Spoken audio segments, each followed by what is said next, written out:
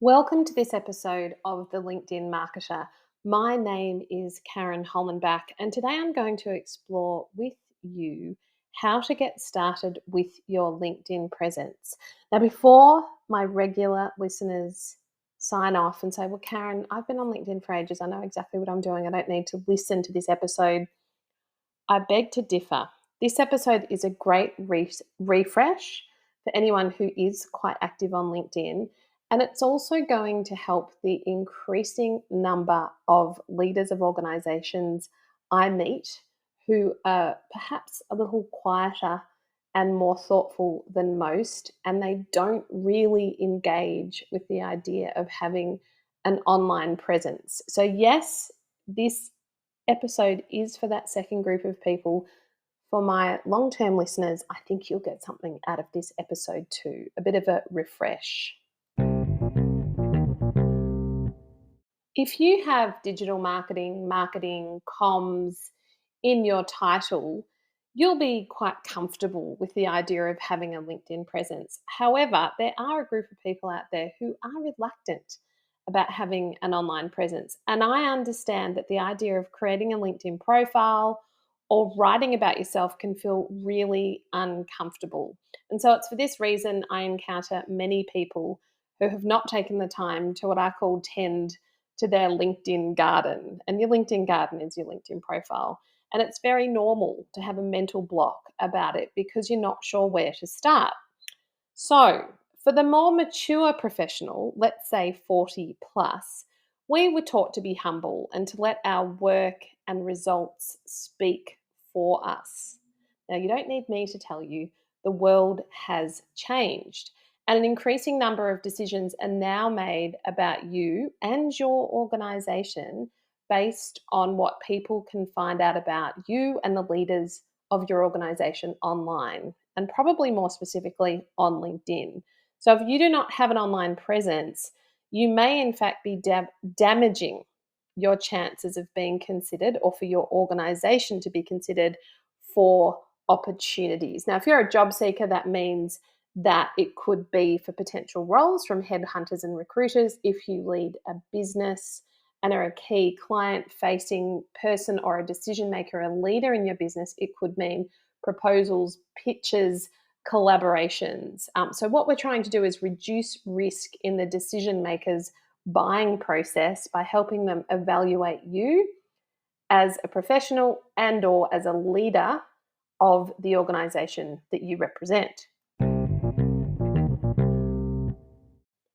I'm going to walk you through 5 steps to encourage you to get started with your LinkedIn presence. And step 1 is take control of your online presence. So, with over 1 billion members, as well as the activity on LinkedIn each day, if you have a well optimized LinkedIn profile, your LinkedIn profile is one of the first listings that will appear with your name when people type your first name and surname into online searches. So the exception to this is, of course, if you share your name with a famous person who gets a lot of media coverage. But for the rest of us, this means if you fill in the relevant details on your LinkedIn profile, the sheer size and activity of LinkedIn will mean your LinkedIn profile is then likely to be one of the first things that comes up online when people type your name into their search engine or ask their device to do this for them. Now, if you don't believe me, have you ever Googled yourself? Why not pause this and try it now and see what comes up and see what people can find out about you online?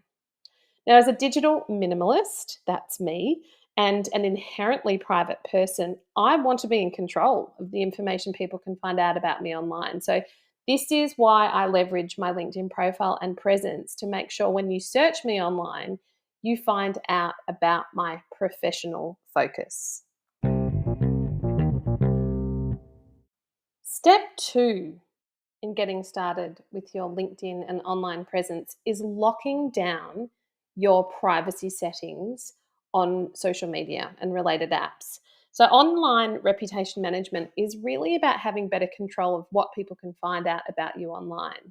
So, if you're active on social media, which you may not be if you're the sort of person who's reluctant to even be on LinkedIn, do be aware that your online activity and comments are very searchable. So, what I recommend you do is take control of your privacy settings on social media platforms like Facebook and Instagram, and also think more broadly about apps like, say, Goodreads and Spotify, and whether your accounts are identifiable and use your name. So, you can also lock down some of the public profile settings of your LinkedIn profile. Although I would suggest it's your LinkedIn profile that should be the most visible as the source of information about your professional brand. So there's a little bit of housekeeping to do there and just checking the privacy settings of the platforms where you might be more active on more of a personal level. Step three is about deciding your focus for LinkedIn. So, we're thinking about how to get started with our LinkedIn presence. We've thought about our online presence generally. We've locked down our privacy settings on the other more social platforms. So, deciding your focus for LinkedIn is important. So, let me give you an example. If you're an active job search, make sure your profile showcases this. If you're in a business or lead a department and want to encourage conversations with new clients or referral partners, you'll be writing your profile and engaging very differently on LinkedIn than if you are in active job search. If you're pursuing a NED career, non executive director, you'll be looking to highlight things like certifications, such as doing courses to demonstrate that you can oversee the corporate governance of an organization. So, to help you decide your focus for LinkedIn, there are two questions I recommend you consider. And being able to clearly answer these questions will help you write a relevant LinkedIn profile that helps you get found by and into conversations on LinkedIn with the people that matter to you and help serve your professional goals. Now, if you're a long term listener of this podcast, you've heard me ask these questions before, and they are this. Question one: what do you want to be known for? And question two, who are you trying to influence? So take some time to think about that to help decide your focus for LinkedIn. Because by considering your answers to these two questions, it also means you're starting to consider what your personal or professional brand stands for. And I understand that this idea of personal branding can feel quite uncomfortable. And I share that discomfort with you. It's been a journey over time to embrace what I want to be known for and who I'm trying to influence. And I encourage you to treat yourself like a work in progress and take one step at a time. Really take the time to think about what's unique about you, what is it that others value about your approach. Perhaps even ask some of your favorite humans why they value working with you. And I think you'll be pleasantly surprised by just how much value your unique style adds to those around you. Step four involves taking a fresh look at your LinkedIn profile. So, in steps one to three, you've hopefully followed these once you've listened to this episode, and they've given you a few things to think about.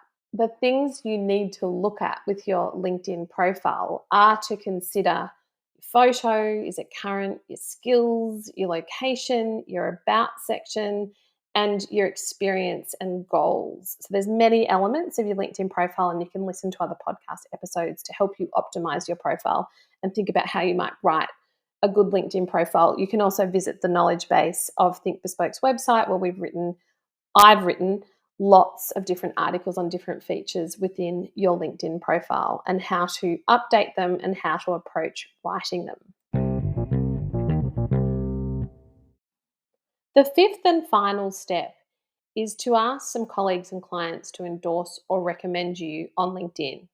So, your colleagues and clients may also be able to play a role in providing what is commonly called social proof on your LinkedIn profile that support what you've said about yourself in your summary or about section and experience. So, this can be done by the endorsement of your skills and providing you with a recommendation. And if you have the providing services feature on your LinkedIn profile, you can also get ratings and a form of testimonial via that feature. So look out for that in step 5 of how to get started with your LinkedIn presence. If you enjoyed this episode, please leave a review and share this podcast with your friends and colleagues. If you'd like to learn more about how to leverage LinkedIn, I'd love to be your guide. Sign up to my e-insights, my monthly newsletter that's packed with LinkedIn tips, thought starters, and exclusive subscriber offers. If you're just starting out on your LinkedIn journey, I'm so glad you've found me, and I recommend you check out my LinkedIn Profile Essentials online course. If you want to be the go-to for your organization's LinkedIn presence, I recommend you check out my LinkedIn Marketing Mentoring Program.